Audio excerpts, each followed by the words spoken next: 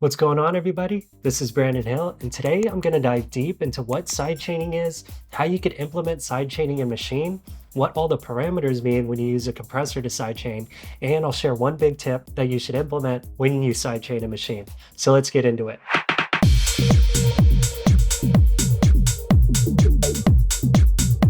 Okay, so sidechaining is a music production technique that involves using a compressor to control the audio signal of one element in your song based on the audio signal of another element. So in plain English, what sidechaining is volume ducking the sound of one element in your song when another sound is playing. And in electronic music, this is commonly used between the bass and the kick. So when you have a kick, you want it to be punchy and clear. And when you add a bass, sometimes that bass, the frequencies can clash with the kick and it'll kind of muddy up that sound so the kick is not as present as it should be. So when people sidechain a bass to the kick, what they're doing is the kick is playing and the bass will duck in volume when the kick is playing. That will allow the kick to play more clearly. And the result of this volume ducking is kind of a pumping, throbbing effect, which would sound like this.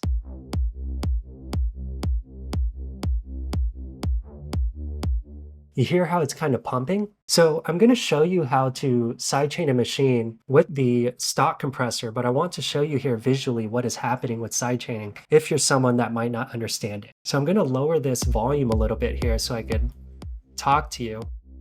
So what we have here, the purple line is the kick playing. The green line is the bass. So you can see, and let me show this here because this is a good view too. When the kick or the purple is activated, you see the volume of the green duck. So that's volume ducking happening. If I turn this mix to 0, you'll see the green line starts to flatten. So that means the volume ducking is not happening with this bass, okay? And up here you could see it as well. Purple is the kick, this white is the bass. And you could see that when the kick is playing, there's still waves, frequencies from the bass. As I turn this mix up, you'll notice these frequencies start to disappear. See that?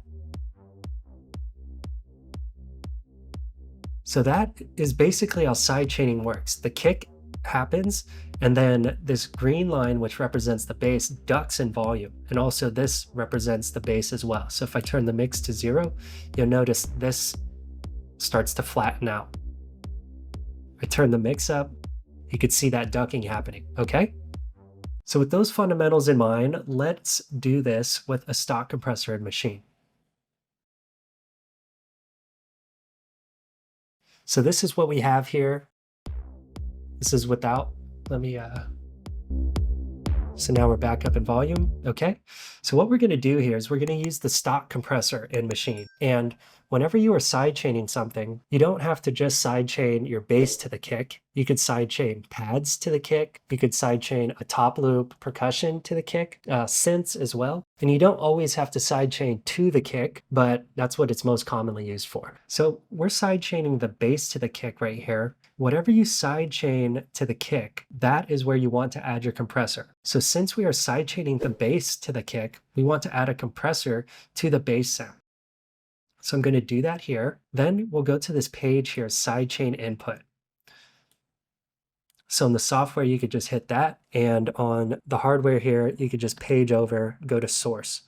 Source is where we are going to tell Maschine to sidechain this bass to. And we want to sidechain it to this kick, which is on sound slot 1 in group 1. So here, source, you're going to find sound slot 1, group 1, which is this kick. So let me play the sound before I do this. Okay, and now I'm going to add this sidechaining. You hear that throbbing happening? Let me bypass. And back. So now we have a basic sidechain activated. Next, it just comes down to adjusting these parameters to your liking. And when I first learned how to sidechain a Maschine, I kind of heard the explanation of videos and resources that I watched and read, but still didn't make sense to me because I didn't have a visual. So I want you to have your Maschine pulled up and just remember all of these here, because I am going to demonstrate what all of these do by using Neutron 4. So all of these parameters are on the Neutron 4 compressor as well, but I could show you visually what they do. So what I'm going to do is I'm going to deactivate this, and I'm going to use Neutron 4 to sidechain.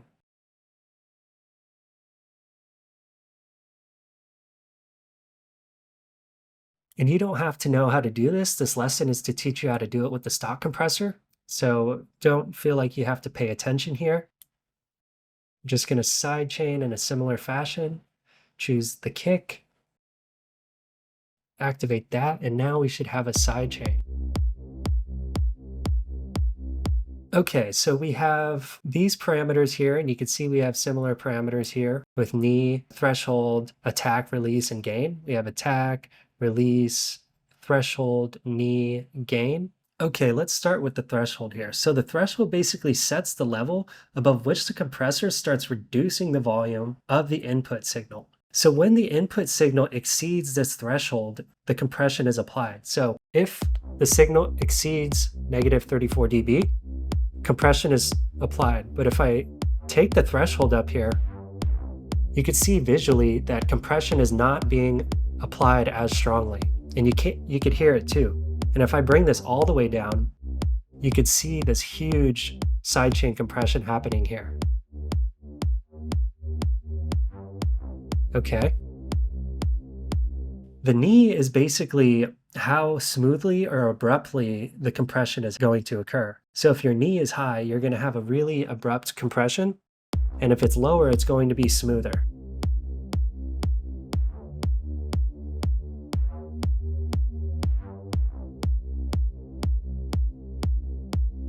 So the knee is not something I personally mess with a lot, but I do mess with the attack and the release. So the attack determines how quickly the compressor responds to the input signal once it crosses the threshold. So basically, when the input signal, the kick, comes on, how quickly is that sidechain compression going to happen? So if the attack is super low, you'll see when this purple line happens, the compression happens almost immediately. You see that? So let me screenshot just because this cuts out. Okay, so here we are. This purple line is the kick. Once this kick activates, which is right here, this low attack of 2 milliseconds, basically immediately the sidechaining happens, right? So this purple line hits, boom, it's compressed, sidechain, all right? Watch, as I start to increase this attack, you will see that it is not so immediate. So let me just start increasing the attack. So now let me take a screenshot and walk you through.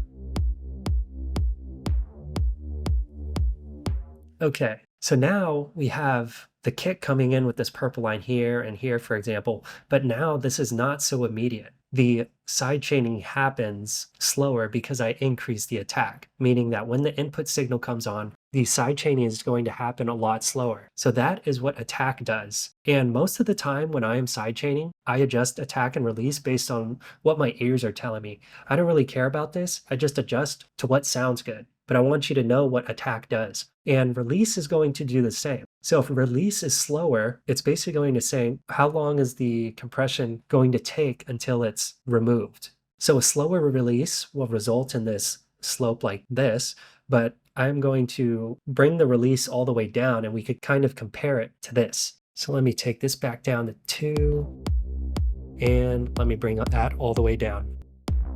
Take a screenshot. So you can see with a release all the way down like that, it kind of messes up the sidechaining a lot. But basically, this is all kind of jaggedy. But when the release is low, the sidechain compression is trying to stop immediately, which is something you may not want. So let me bring this back to 80, I believe. Okay, so the next thing we have is the gain right here, the output gain, which is similar to this. And that's because when you're applying compression like this, you kind of lose some volume. So let me bypass this and you'll notice the bass sounds louder. You hear that? And then I'll play it.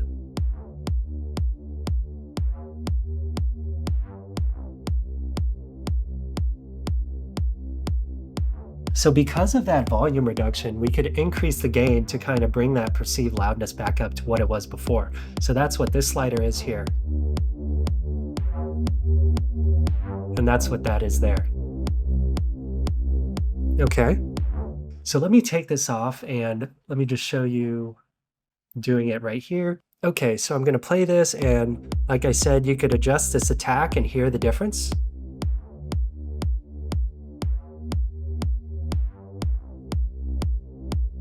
And these differences are very subtle. Let's increase the gain. Let's decrease the release.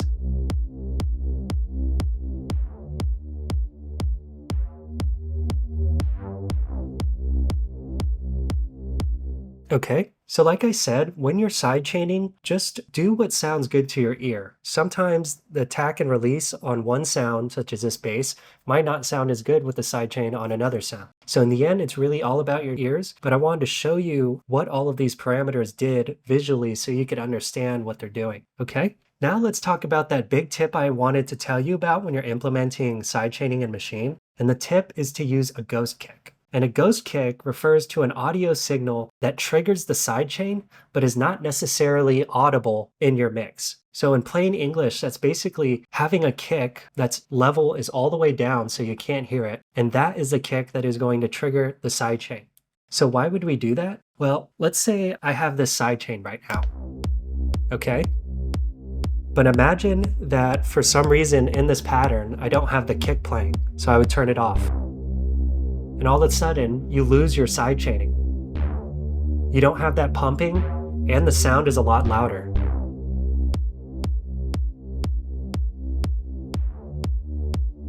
So how do we prevent that? We prevent that by sidechaining to a ghost kick. So what I do when I do this, I'll set up a kick on the same group as my bass. So let's copy that. Let's put it here. And let me just add this 4 to the floor kick pattern, right? All the way through. So I'm going to mute this for a sec. So this is what we have here. I'm going to reduce the mix of this kick. So now I just have that sound. Now the kick is a ghost, okay? You can't hear it. So I'm going to take the compressor, and instead of sidechaining it to this kick here, I am now going to sidechain it to this kick here. So B1 sound slot 2. Okay?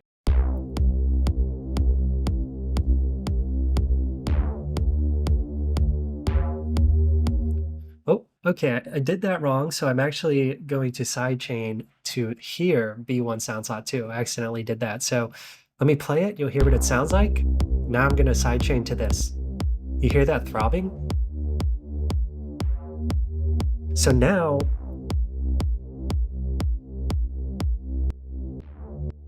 this kick does not need to be activated for the sidechaining to happen. And you hear that clicking happening there? You could adjust that by adjusting the attack and release. So let me increase that attack. You see how that click is gone?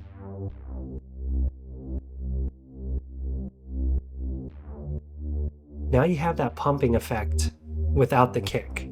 So if there's ever a scene where this kick is silenced or not activated, now you have this bass still with that sidechain sound. And then if I turn this kick on, it's just going to sound normal like it did before. The bass is still ducking this kick because we have this 4 to the floor kick pattern here, which mimics that kick. So this is triggering this, and it follows the same pattern. So the result is the same as before. But like I said, you have the benefit because if you have a scene in your song where this kick is not playing, it's not going to affect the sound of this. Okay, so that's sidechaining in a nutshell. I hope that this had some level of organization to it. I know it seemed like it was kind of all over the place, but sidechaining is a great tool to use, and I hope you learned a lot with this. Let me know if you did. I'll get started on the next video. Thanks.